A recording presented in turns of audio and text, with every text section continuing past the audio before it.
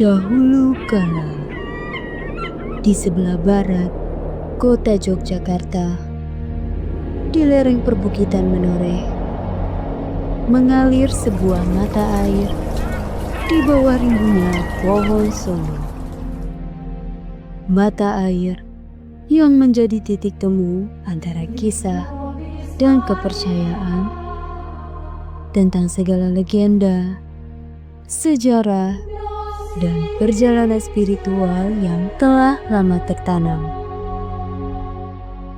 Di tempat inilah seorang imam Jesuit asal Belanda bernama Romo van Lith membaptis 171 orang di Semagung dengan mata air ini, menjadikannya saksi bisu awal pertumbuhan gereja Katolik di tanah Jawa.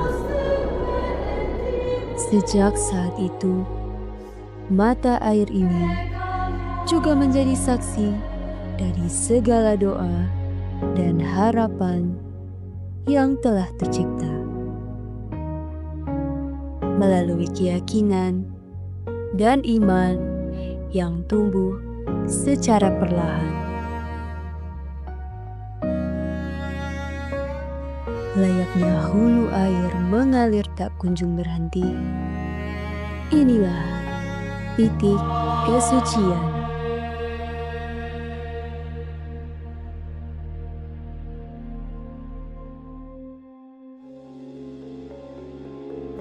Yogyakarta, sebuah kota dengan sejuta pesona, kota yang penuh cerita. Yogyakarta tak hanya sekedar nama. Kota ini adalah rasa tenang, rasa rindu, dan rasa pulang. Bukan hanya sebagai kota, Yogyakarta juga menjadi ruang bagi tradisi dan modernitas yang saling menyatu dan bertautan. Di antara setiap bangunan, ada sejarah yang tetap dijaga, ada budaya yang terus bernapas.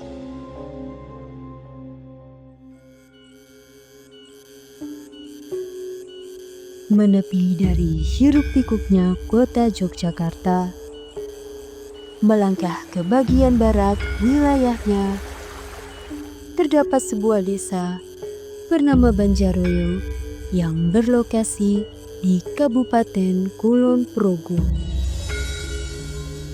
Melihat kilas balik dari sejarah desa Banjaroyo yang menjadi saksi dari perjumpaan beragam keyakinan, semua bersatu padu dalam harmoni yang indah. Agama Islam tumbuh bersama kehidupan masyarakat desa.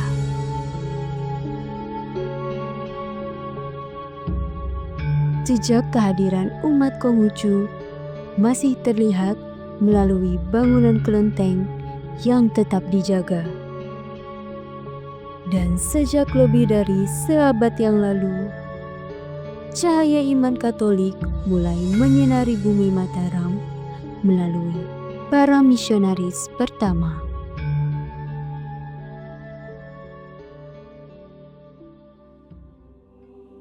Di tengah segala keindahan alam yang memukau dan keheningannya, terdapat sebuah tempat suci sebagai saksi perjalanan iman umat Katolik di Yogyakarta. Sebuah sendang yang telah memberkati banyak jiwa. Gua Maria, Sendang Sono.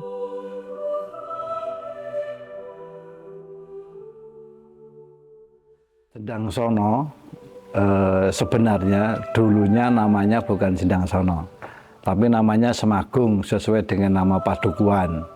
Jadi Sendang Sono ini berada di Dusun Semagung, Kalurahan Banjaroyo, Kecamatan Kalibawang, Kabupaten Kulon Progo, Daerah Istimewa Yogyakarta. Sebelum ada Sendang Sono, dulu tempat ini menjadi tempat berdoa bagi orang-orang Jawa. Jawa ya mungkin Islam Abangan, mungkin orang Jawa biasa, ada yang betapa, ada yang suka beberapa hari tinggal di sini. Dulu ada namanya Pak Barnabas Sarikromo. Lalu di Muntilan ketemu tokoh agama namanya Romo Van Lith. Lalu oleh Romo Van Lith diobati. Setelah sembuh, lalu Pak Barnabas ini, dulu namanya Sariman sebelum Barnabas, Pak Barnabas ini kepengen menjadi Katolik. Lalu dibaptis oleh Romo Van Lith. Lalu ketika kakinya sembuh, dia berjanji ingin mewartakan agama Katolik di tempat asalnya. Lalu di sini menjadi guru agama Katolik. Lalu pada tahun 1904 itu ada 171 orang yang dibaptis masuk Katolik.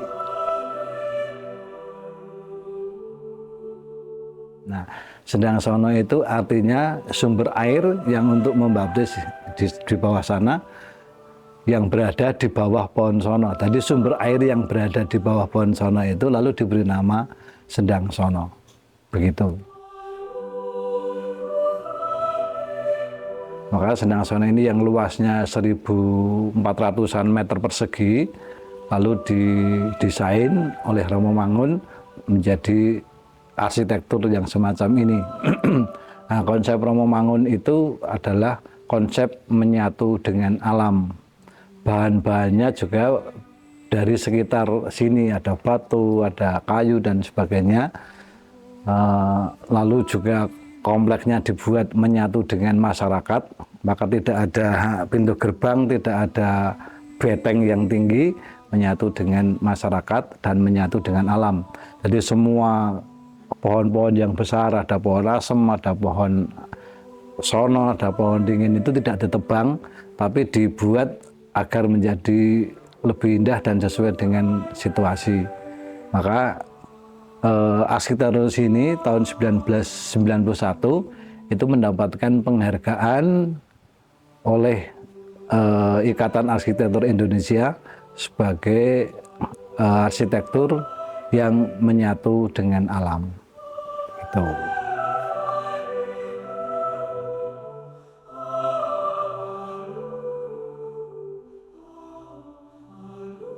Pokok keyakinan agama Katolik adalah bahwa Yesus itu wafat dan bangkit. Nah, jalan salib itu adalah doa yang digunakan oleh orang Katolik untuk mengenangkan kisah sengsara dan wafat Yesus. Nah, jalan salib itu istilahnya ada perhentian. Jumlahnya ada 14. Itu merenungkan, isinya itu renungan tentang beberapa peristiwa yang dialami oleh Yesus selama sengsara sampai wafat. Nah, di Sendang Sono ini dibuat dua.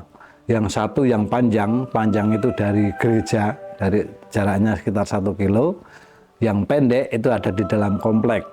Nah, jadi jalan salib itu salah satu sarana yang disediakan oleh Sendang Sono untuk membantu umat Katolik merenungkan sengsara dan wafat Yesus.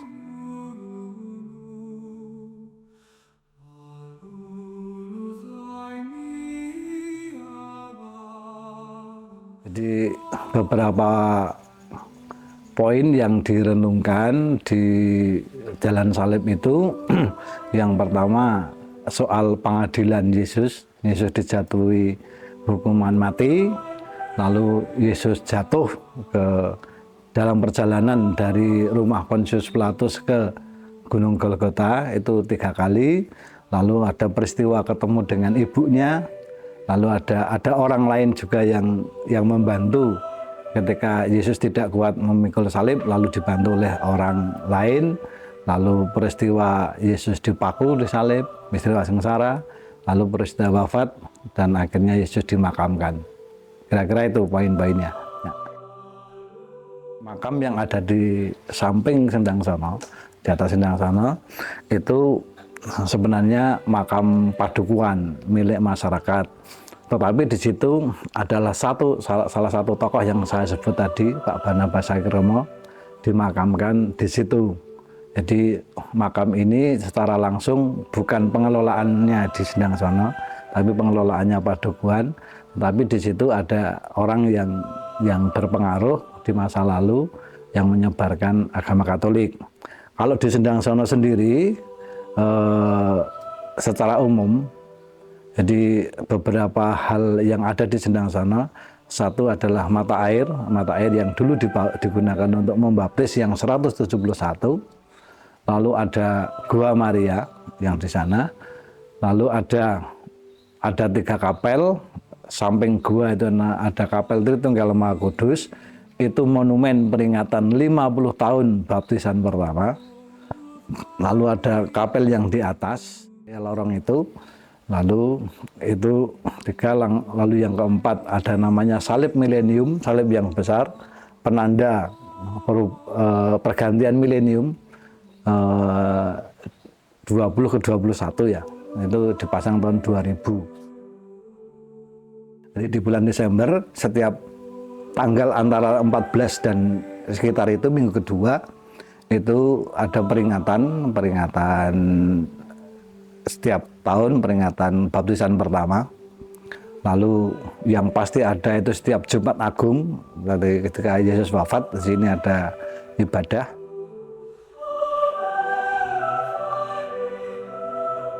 Kompleks Sendang Sono ini oleh Romo Mangun itu dibangun dalam konsep Jawa, bangunan Jawa. Jadi bangunan Jawa itu mirip keraton. Jadi ada bangunan namanya pelataran, ada pelataran yang umum biasa.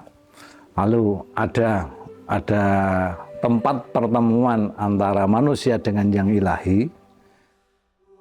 Nah, di Sendang Sono itu, jadi semua kawasan yang tidak bercat, artinya tidak ada cat merah, adanya coklat atau hitam, itu tempat biasa.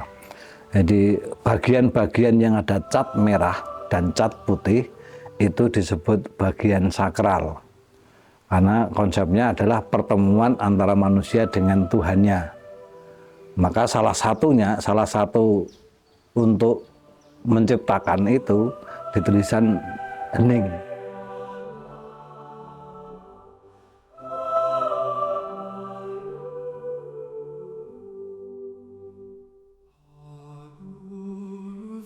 Ekaristi, Misa Kudus itu selalu menjadi puncak dari seluruh peribadatan itu sendiri.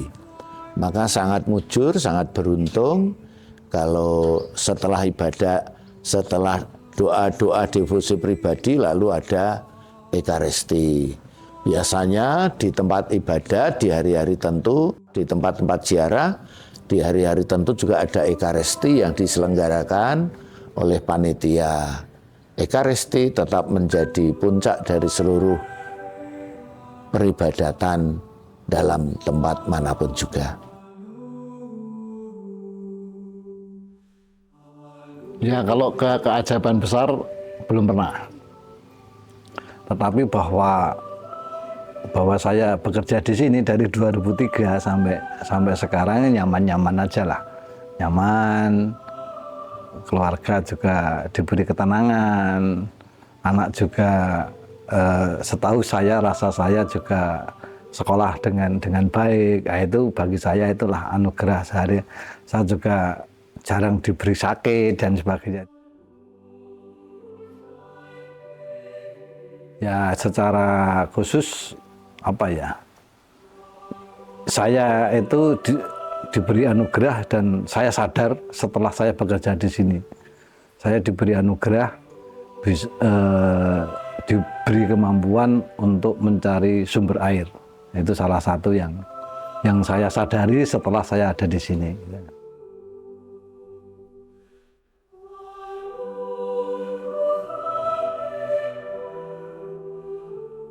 Pada umumnya tempat-tempat ziarah, lebih-lebih Sendang Sono dan sendang-sendang yang lain itu, orang yang datang itu tekadnya mau mencari keheningan. Tetapi karena lalu ada istilah ziarah rekreasi, kadangkala menjadi dominan. Tapi tempat ziarah menjadi tempat untuk mencari keheningan, untuk menemukan Tuhan, untuk berdevosi kepada orang yang disimbolkan di tempat itu. Entah Hati Kudus, entah Bunda Maria, seperti itu.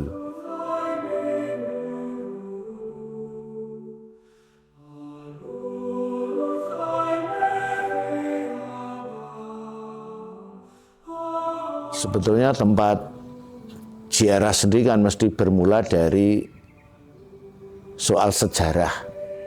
Maka sejarah latar belakang itu juga sangat menentukan. Di situ Sendang Sono misalnya itu tempat tumbuhnya iman di seputaran Gunung Menoreh. Lah nanti mekar untuk Jawa Tengah. Dengan tokohnya Bapak Sari Kromo. Itu maka lalu dikatakan orang tempat itu menjadi tempat ziarah karena bersejarah tumbuhnya iman dan pembaptisan dari banyak orang di seputaran itu oleh Romo Van Lith.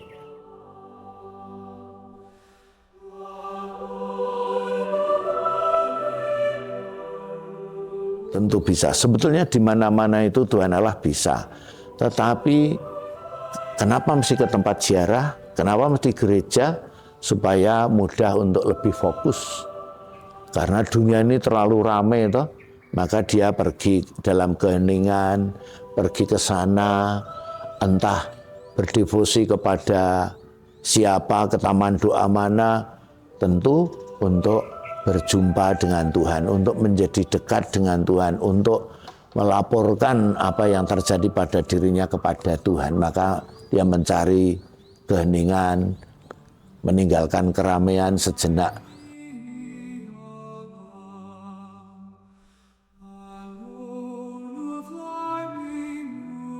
Kalau secara kelembagaan, Sendang Sono ini dikelola oleh Gereja Katolik otonom. Tetapi kalau kerjasama dengan pemerintah itu ada, terutama bagian jalan, misalnya jalan masuk dan sebagainya, soal perawatan jalan itu urusannya dengan pemerintah.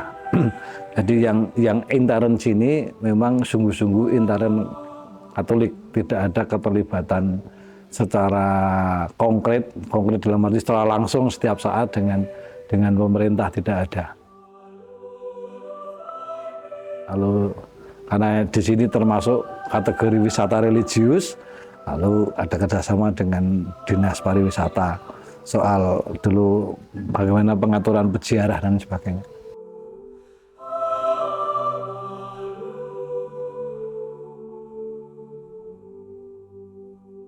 Saya sendiri tidak pernah. Yang saya keajaiban di Sendang Sono itu bagi saya ternyata masih menjadi kekaguman bukan hanya orang-orang Jogja, orang Jawa Tengah, tapi masih ada tur-tur yang menyelenggarakan ziarah ke Sendang Sono. Itu bagi saya sebuah mukjizat, walaupun di kampung, di desa, tapi masih menarik simpati, banyak orang masih ingin berziarah, berdevosi, berdoa, paling tidak ya melihat wajah Bunda Maria Sendang Sono. Tapi tentu bukan hanya wajahnya, tentu di balik itu imannya, isi dari wajah itu sendiri.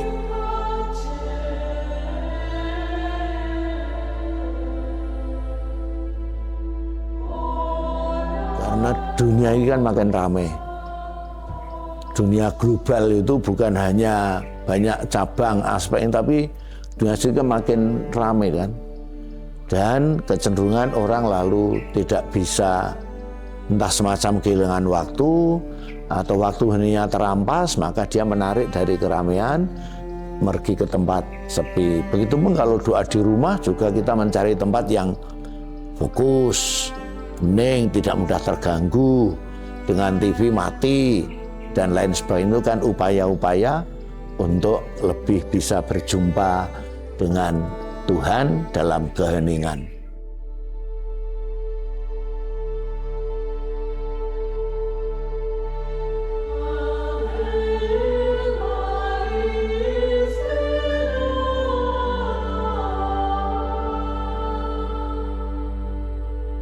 Harapan saya yang jelas ya ini harus dilestarikan.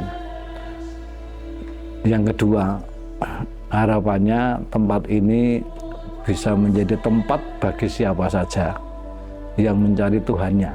Jadi tidak hanya orang Katolik, orang Islam, Hindu, Buddha, siapapun boleh masuk dan tidak ada larangan apapun. Bahkan beberapa orang saya melihat menemukan sesuatu di tempat ini meskipun bukan Katolik. Jadi harapannya ini tetap hidup, menjadi sarana mungkin bisa memfasilitasi orang-orang yang pengen menemukan Tuhannya. Itu harapan saya. Kalau itu yang terjadi, pasti ini sini abadi. Saya percaya karena ternyata tidak pernah sepi di Sendang Sono itu. Tidak aja siang hari, tidak saja pada bulan Maria, karena di sana devosinya pada Maria, kadang-kala malam hari. Kadang-kala orang dari jauh, tidak harus banyak orang, kadang-kala dengan motor, kadang-kala dengan mobil. Nah, itu menjadi tanda bahwa mereka masih merindukan yang hening, merindukan jumpa dengan sosok yang diidolakan di tempat itu. Setidaknya itu menjadi teladan, menjadi figur, menjadi ikon untuk lebih berjumpa dengan Tuhan. Karena bagi saya, Maria menjadi kondang, menjadi tresor itu karena Maria disayang Tuhan, dipilih Tuhan, dan Maria konsekuen menempatkan dirinya bukan dengan salah tangkap lalu jingkrak-jingkrak melonjak-lonjak, tapi Maria menempatkan karunia Tuhan, rahmat Tuhan itu, menempatkan dirinya sebagai hamba Tuhan yang lebih dikenal dengan fiat mihi voluntas tua. Akulah hamba Tuhan, terjadilah padaku menurut kehendak-Mu. Mujurlah dan beruntunglah kalau kita ini juga bisa menempatkan diri seperti itu. Tidak ada yang dapat diandalkan, tidak ada yang dapat disombongkan, kecuali kita melakukan tugas karena kita semua dipanggil dan diutus Tuhan untuk menjadi berguna, untuk menjadi rahmat, untuk menjadi berfungsi, dan lain sebagainya. Menjadi alat Tuhan untuk memberitakan yang baik, yang benar, yang maju, yang indah. Kurang lebih kalau kita bisa menangkap sikap Maria seperti itu. Sendang Sono memberi makna tentang perjalanan. Setiap hari, orang datang untuk berdoa, menepi dari rutinitas, dan mencari ketenangan. Bagi para peziarah, Sendang Sono bukan hanya tempat untuk singgah, tapi tempat yang selalu ingin mereka datangi kembali. Rasa tenang, rasa diterima, dan pengalaman batin yang membuat mereka ingin kembali lagi dan lagi. Di tempat ini, mereka bisa berdiam sebentar, merenungkan segala hal. Orang datang ke sini bukan untuk mencari keajaiban, tapi mereka percaya bahwa di dalam keheningan mereka bisa menemukan sesuatu yang dalam yang mereka sebut titik kesucian.